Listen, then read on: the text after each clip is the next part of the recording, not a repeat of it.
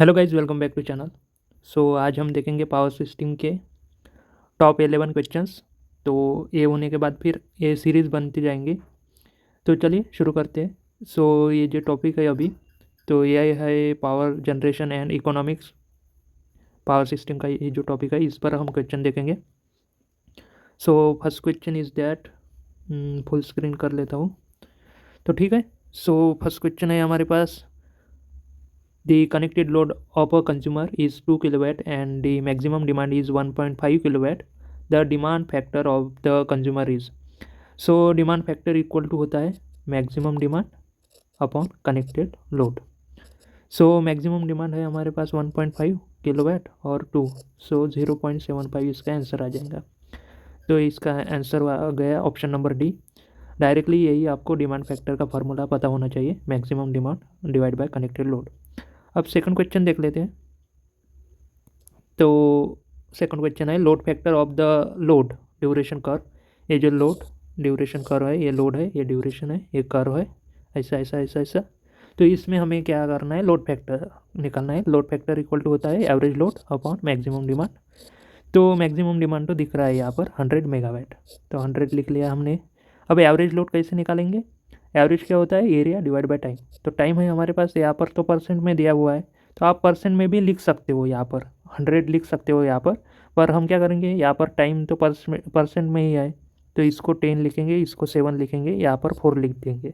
तो अब यहाँ पर टोटल टाइम आ गया 10 ऊपर। अब ये टोटल टाइम नीचे लिख दिया है। अब ऊपर क्या करना है, हमें सिर्फ इसका एवरेज निकालना है। ये जो कर्व है ना, इतना ऐसे ऐसे ऐसे ऐसे ऐसे ऐसे इसका एवरेज निकालना है। तो पहले हम क्या करेंगे, पहले इसका एवरेज निकालेंगे, इतने का एवरेज कितना होता है, रेक्टेंगल का कैसा होता है average, 100 into 4 length into breadth plus कर देंगे। अब क्या करेंगे, इसका एवरेज निकालेंगे, जो रिमेनिंग है इसका एवरेज निकालेंगे। अब इतने का क्या होगा, 60 इंटू 7-4, इतना जो डिस्टेंस है, ये 7-4 3, और क्या बचा हुआ है, इतना ये वाला पार्ट बचा हुआ है। अब तो इसका निकालेंगे एवरेज।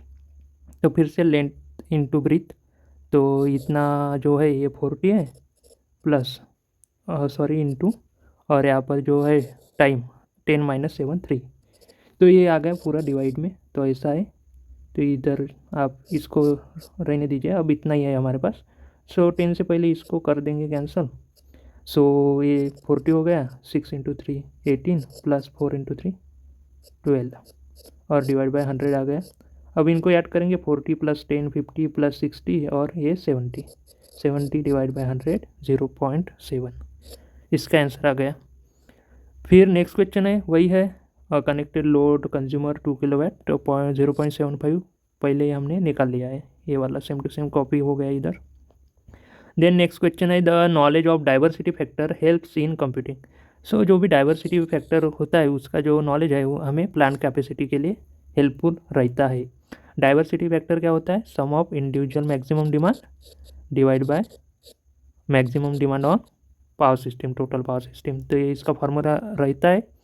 तो मैक्सिमम डिमांड यहाँ पर जो है, डाइवर्सिटी फैक्टर मैक्सिमम डिमांड का फंक्शन है, मतलब diversity factor equal to maximum demand. तो जैसे मैक्सिमम डिमांड कम है तो फिर हमें प्लांट कैपेसिटी कम चाहिए, मैक्सिमम डिमांड ज़्यादा है तो प्लांट कैपेसिटी हमें ज़्यादा चाहिए। इसलिए इसका नॉलेज, डाइवर्सिटी फैक्टर का नॉलेज हमें प्लांट कैपेसिटी कंप्यूट करने के लिए हेल्पफुल रहता है।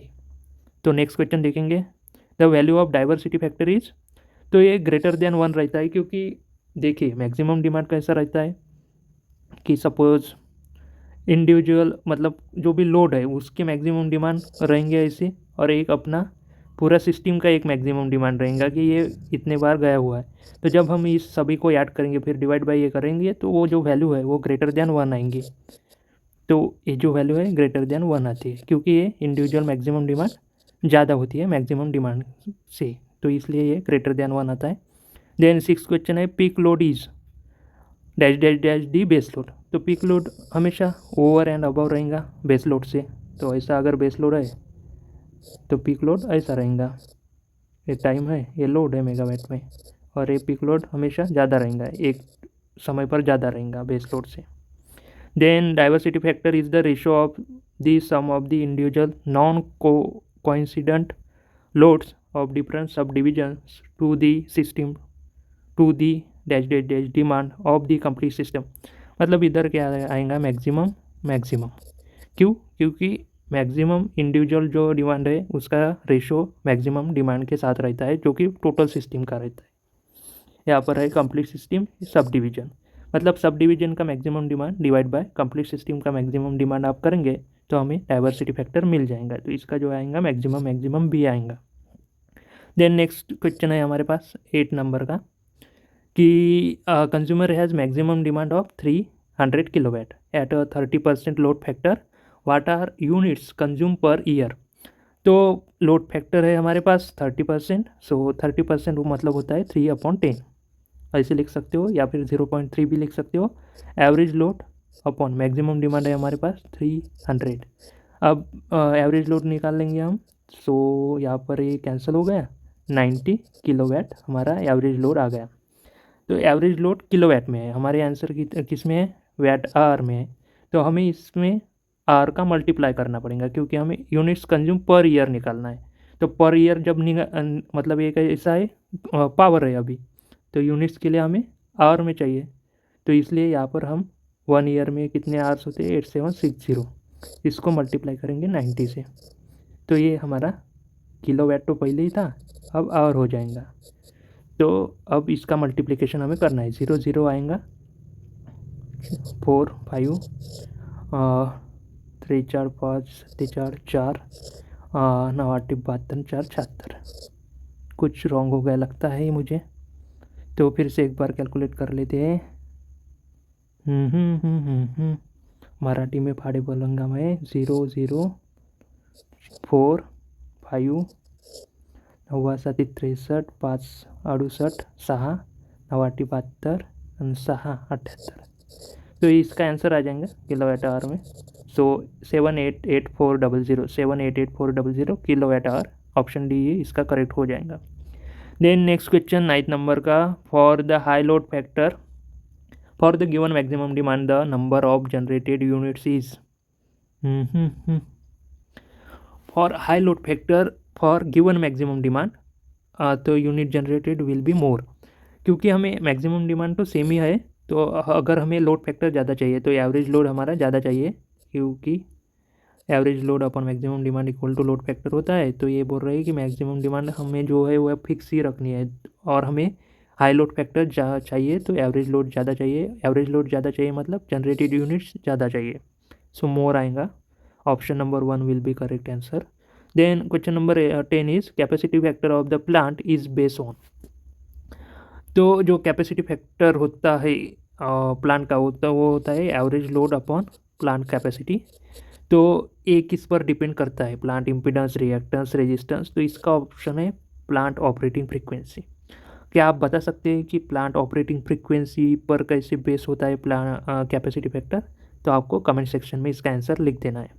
Then next is the average demand is the average of the load taking place on a power station in a given period of time ऐसा ही तो होता है। तो जो 11 है तो इसका आ जाएगा टाइम।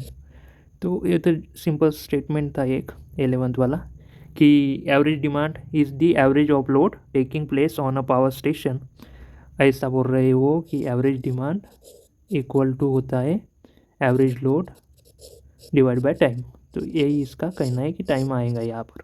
तो ये थे टॉप 11 क्वेश्चंस, क्योंकि एक क्वेश्चन ये रिपीट हुआ था हमारा, थर्ड वाला और फर्स्ट वाला सेम टू सेम, इसलिए टॉप 10 ही हो गए वो। तो आंसर की में भी देख लेते।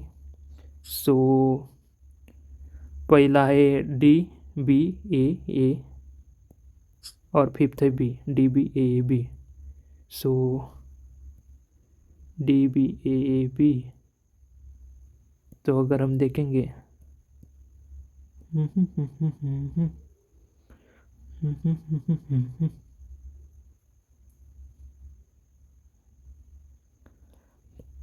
तो पहला है डी, करेक्ट है, डी बी ए और बी है फिफ्थ वाला बी, ठीक है।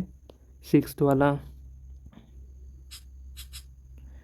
वाला है B D A B, B B D A B, B B D A B और 11th वाला ए है। तो एक बार देख लेते हैं, 11th वाला सी, सॉरी 11th वाला सी है। तो यही थे top 10 questions on power system and topic is power generation and economics. तो अगर इस चैनल पर आप नए हो तो चैनल को सब्सक्राइब करना मत भूलिए। और भी हम क्वेश्चन सॉल्व करेंगे पावर सिस्टम के, जो कि हर एक एग्जाम में पावर सिस्टम इंपॉर्टेंट ही होता है। तो इस वीडियो को लाइक कीजिए, जो क्वेश्चन मैंने पूछा है उसका आंसर दे दीजिए कि ये वाला 10th वाला क्वेश्चन इसके पीछे रीज़न क्या है कमेंट सेक्शन में। और आपके कोई भी डाउट्स होंगे तो वो भी आप लिख सकते हो कमेंट सेक्शन में। तो मिलते हैं नेक्स्ट वीडियो में, मतलब एक कंप्लीट ही करेंगे, बहुत सारे क्वेश्चन है यहाँ पर। सो तब तक जय हिंद, जय भारत।